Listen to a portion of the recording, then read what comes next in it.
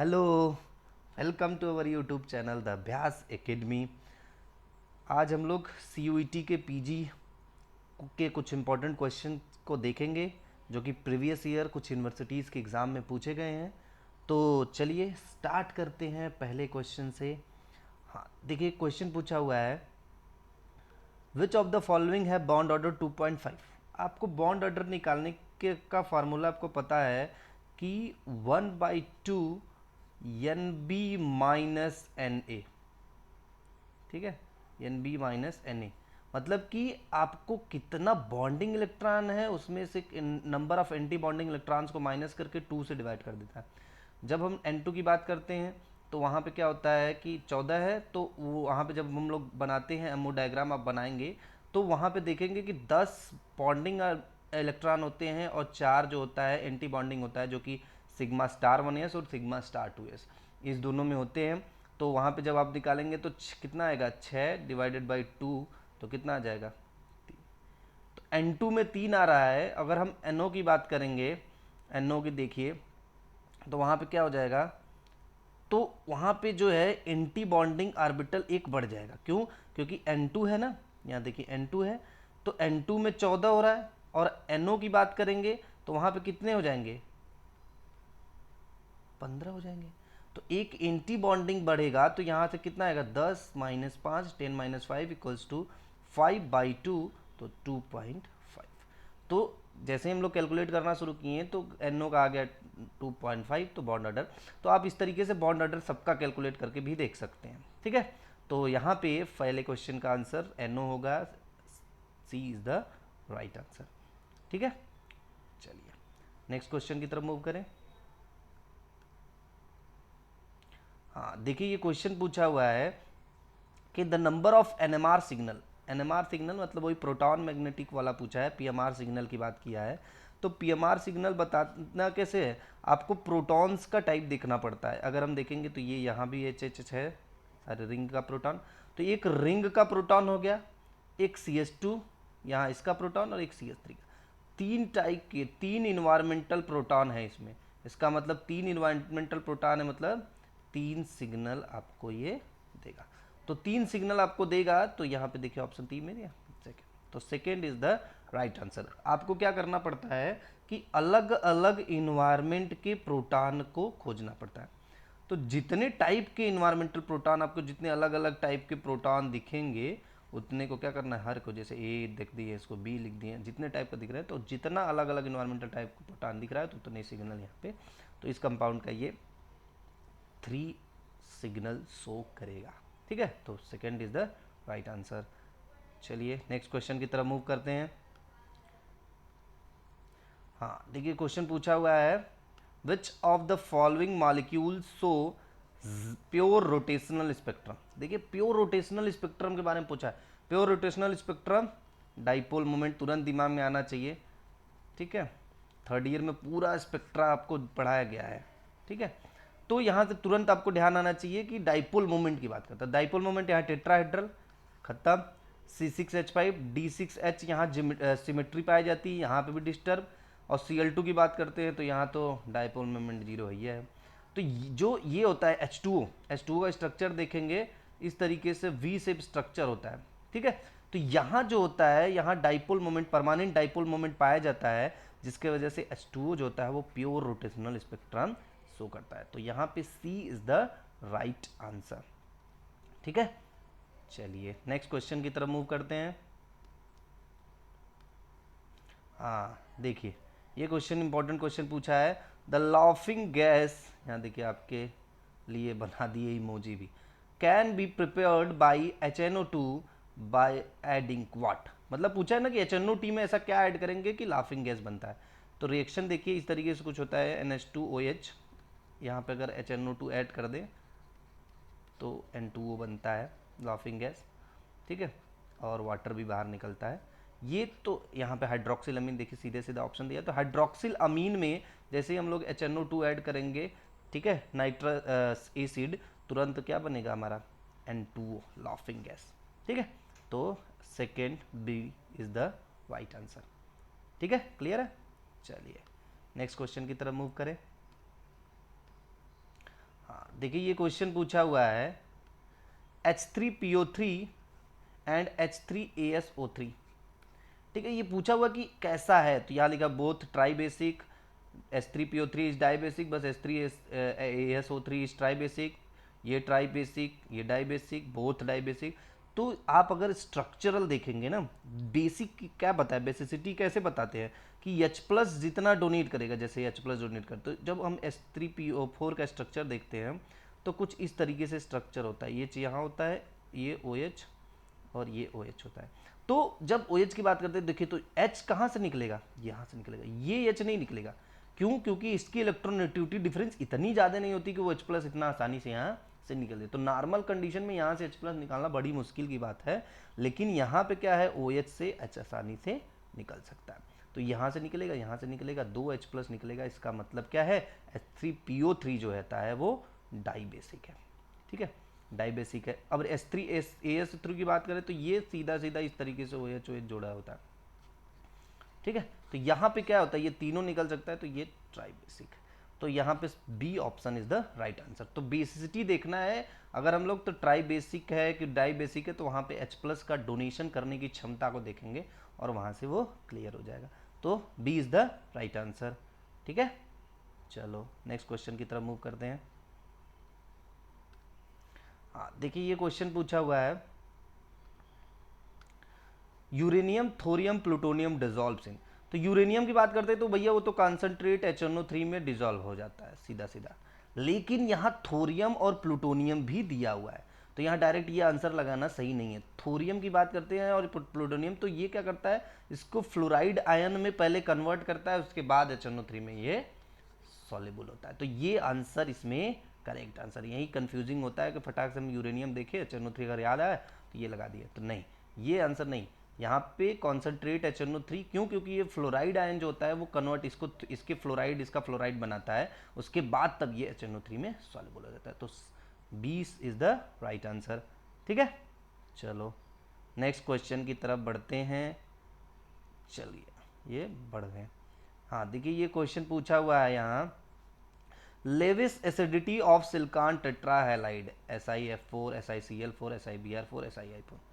ठीक है, तो SiF4 जहाँ सबसे ज़्यादा है, किधर किधर भैया, सही सही देखिए, F कहाँ है, ये देखिए FClBri, ये ऑप्शन एकदम करेक्ट ऑप्शन है। ठीक है, ये फ्लोरीन वाला, क्लोरीन वाला, फिर ब्रोमीन वाला और सबसे ज़्यादा आयोडीन। ठीक है, एसिडिटी इसकी इस तरीके से इंक्रीज कर जाएगी। ठीक है, तो third one is the right answer. चलिए नेक्स्ट क्वेश्चन की तरफ बढ़ते हैं। चलिए देखिए नेक्स्ट क्वेश्चन, यहाँ पूछा है ना कि सिंगल बॉन्ड का एनर्जी, बॉन्ड एनर्जी की बात की है। ठीक है, बॉन्ड एनर्जी की बात की है, तो यहाँ से देखिए इस तरीके, यहाँ देखिए SBF ASF ये, तो ये सबसे राइट आंसर है। क्यों? क्योंकि PF की जब बात करते हैं तो वहाँ बॉन्ड एनर्जी होती है 490 लगभग, और ASF की बात कर लिए तो उसकी बॉन्ड एनर्जी होती है 484 किलो कैलोरी में। तो SBF की बात कर लिए वहाँ पे शायद 480 समथिंग या 470, और NF की बात कर लिए तो उसमें सबसे कम 240। तो ये इलेक्ट्रोनेगेटिविटी के डिफरेंस के बेसिस पे यहाँ पे जो बॉन्ड एनर्जीज होती हैं वो बढ़ती जाती हैं। ठीक है, चलिए नेक्स्ट क्वेश्चन की तरफ मूव करते हैं। तो यहाँ पे देखिए first one is the right answer. चलिए नेक्स्ट क्वेश्चन की तरफ मूव करते हैं। हाँ देखिए क्वेश्चन पूछा है कि which of the following species is formed when atoms oblique groups are eliminated from the same carbon. यहाँ मान लीजिए इस तरीके से, अगर ये Cl है, कुछ यहाँ दो और चीज जुड़ा हुआ, तो ये जब दोनों निकलेगा, सेम कार्बन से निकल रहा है, ठीक है, तो प्रोबेबिलिटी क्या है कि यहाँ पे क्या बन जाए, कार्बीन। 2 इलेक्ट्रॉन यहाँ छोड़ा तो ये क्या बन जाता है, कार्बीन। पढ़े होंगे कार्बीन के जनरेशन में, दोनों सेम, जब टेट्रावेलेंट कार्बन होता है वहाँ से 2 एटम साथ में निकलते हैं, तब उसको बोलते हैं कि फॉर्मेशन क्या बना, कार्बीन। कार्बीन इंटरमीडिएट का फॉर्मेशन होता है। तो सी इज द राइट आंसर। चलिए नेक्स्ट क्वेश्चन की तरफ मूव करते हैं। ये आ गया क्वेश्चन। देखिए ये बड़ा इंपॉर्टेंट क्वेश्चन पूछा हुआ है। चलिए थोड़ा कलर चेंज कर दिया जाता है। ये देखिए पूछा हुआ है, stereo chemical outcome to the SN2 and optically active substance, optically active substance है तो SN2 रिएक्शन का स्टीरियो केमिकल। जब SN2 रिएक्शन पढ़ा रहे थे, वीडियो आप चाहे तो चैनल पे है देख सकते हैं। SN2 रिएक्शन में क्या होता है, सीधा सीधा स्टीरियो केमिस्ट्री की बात करते हैं तो RX सीधे न्यूक्लियोफाइल क्या आता है भैया, उसी स्टेप में एक्ट करता है जिस स्टेप में लिविंग ग्रुप निकलता है।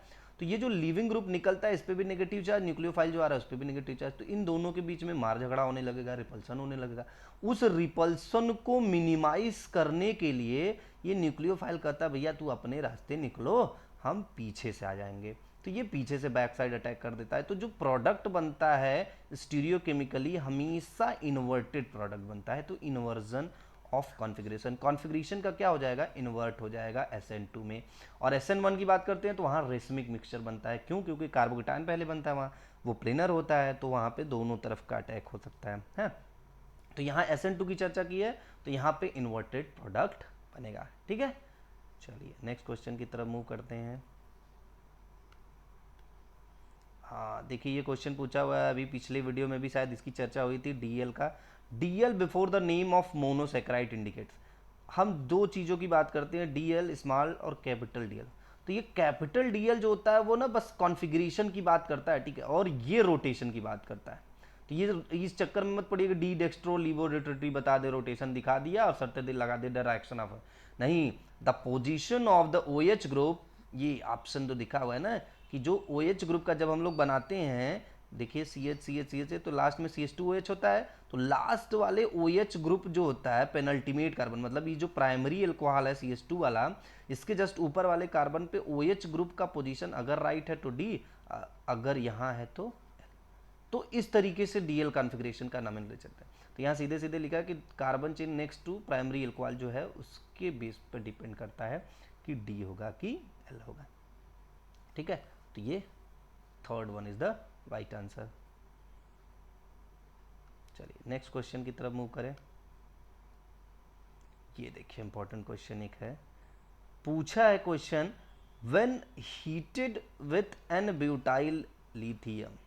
देखिए एन ब्यूटाइल लिथियम की बात करते हैं अगर, तो वहाँ लिथियम क्या है, प्लस चार्ज, ये माइनस चार्ज होता है, ठीक है। और ये जो ये देखिए यहाँ ऐसे बना हुआ है पर ये पिरिडीन की बात कर रहा है, ठीक है, पिरिडीन यहाँ लिखा हुआ है ना साफ साफ, पिरिडीन की बात कर रहा है। तो पिरिडीन में जब न्यूक्लियोफिलिक सब्स्टिट्यूशन की बात करते हैं तो ये सेकंड पोजीशन यहाँ पे पिरिडीन का चीची बिबिन रिएक्शन पढ़े होंगे, NH2 आकर के होता है, तो न्यूक्लियोफिलिक यहाँ पे भी क्या है, ब्यूटाइल ग्रुप क्या होता है, न्यूक्लियोफिलिक है, यहाँ पे माइनस है, तो न्यूक्लियोफिलिक अटैक होगा और सेकंड पोजीशन पे आकर के BU जुड़ जाएगा। तो ये देखिए यहाँ पे first answer is the right answer, ठीक है।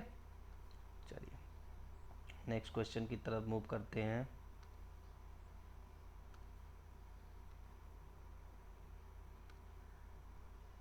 देखिए क्वेश्चन पूछा हुआ है, conversion of cyclohexanone oxime to caprolactam can be effected. ये देखिए भैया कन्वर्जन जो साइक्लोहेक्सेन का आप पढ़े होंगे कैप्रोलैक्टम का, ये बेकमेन रीअरेंजमेंट का होता है, ठीक है।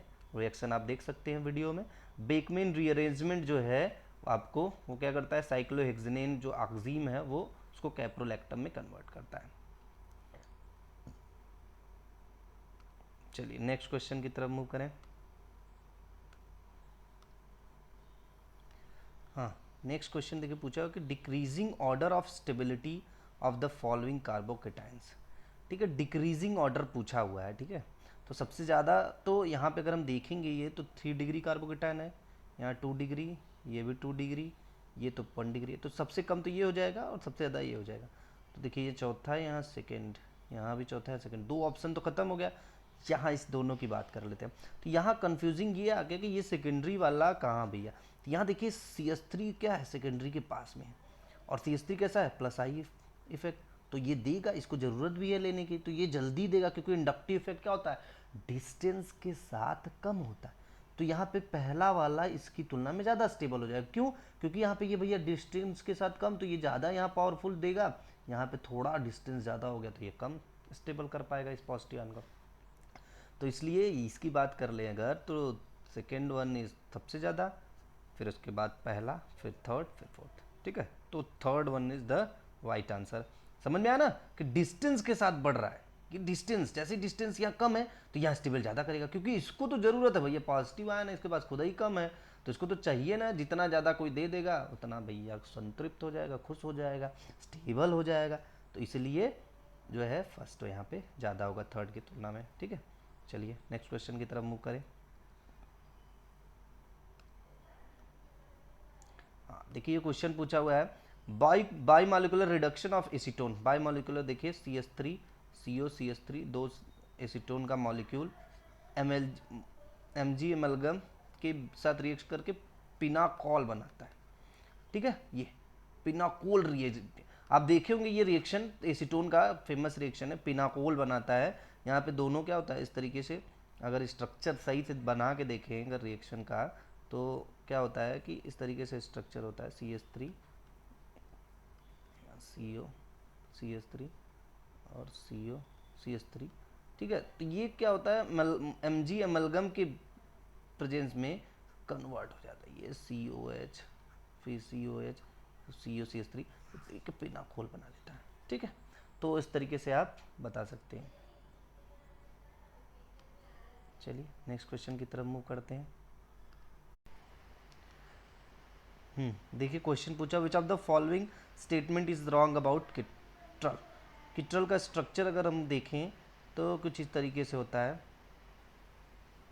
ठीक है, यहाँ पे डबल बॉन्ड होता है, ये इस तरीके से होता है, और यहाँ एक डबल बॉन्ड, फिर यहाँ से CHO जुड़ा होता है।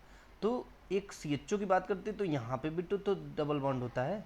ठीक है, अगर हम इसको ओपन कर दें तो ये O ये H, तो यहाँ पे लिखा तो नहीं है कौन सा डबल बॉन्ड, तो यहाँ the molecule has 2 double bond, बाकी एनएल्डिहाइड ग्रुप, यहाँ एल्डिहाइड ग्रुप है।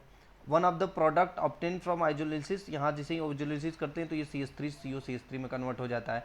It is an optically active compound, optically active भी कंपाउंड होता है, एक CHO इधर जाता है और एक CHO इस तरीके से नीचे ऊपर नीचे दोनों तरीके से बनता है सिस्टम। ठीक है, तो यहाँ पे क्या है, ये फर्स्ट वन इज द, तो पहला सही आंसर। चलिए नेक्स्ट क्वेश्चन की तरफ मूव करते हैं।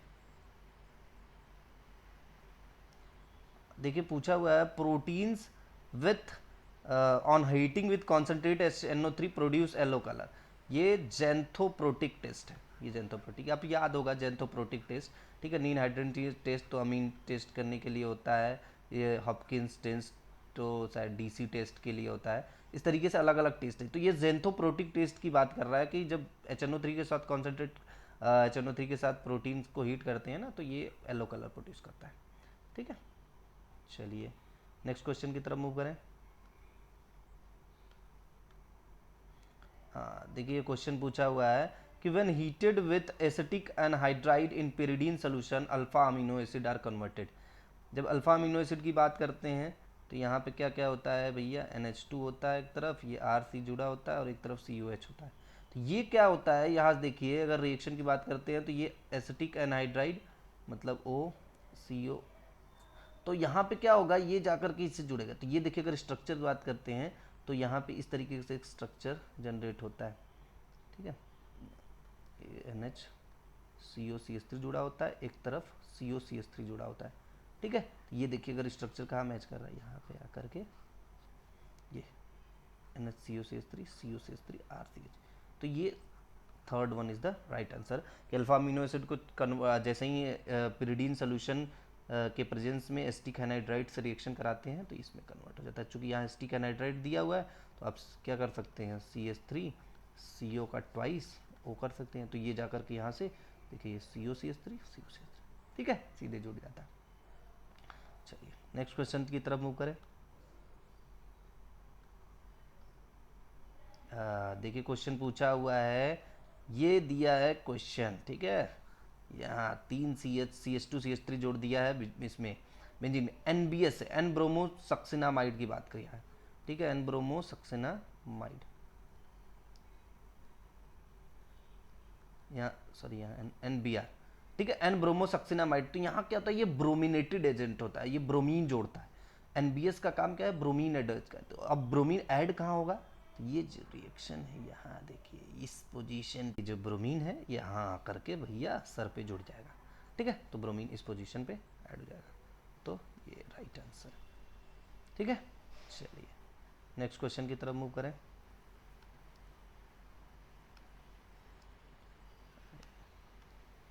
हाँ देखिए ये क्वेश्चन पूछा हुआ है अल्फा टर्पेनाल।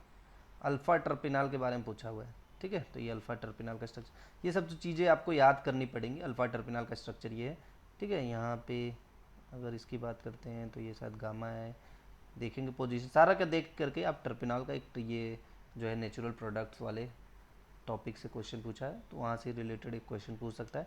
तो सीधे सीधे अल्फा टर्पिनल पूछा है तो ये अल्फा टर्पिनल का स्ट्रक्चर कंफ्यूजिंग है। यहाँ पे होता है, यहाँ पे डबल बॉन्ड जो है मिथाइल के पास वाले पोजीशन पे होता है, ठीक है। तो चलिए ये क्वेश्चन है।